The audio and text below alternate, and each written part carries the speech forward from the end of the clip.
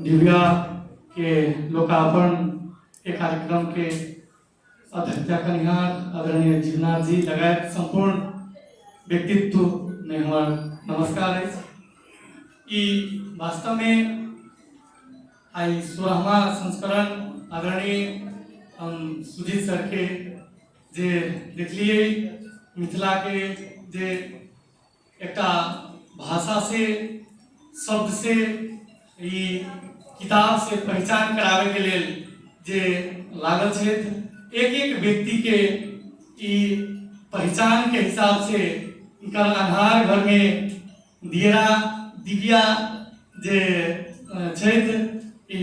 ऐसने और किताब सब लिखथिन और मिथिला के मैथिली के आगाड़ी बढ़ेथिन। समय कम है कि बहुत सारा बात सब आइए गए। हम इनका उत्तरोत्तर प्रगति के कामना और शुभकामना दे चाहे और बधाई दे चाहे। धन्यवाद।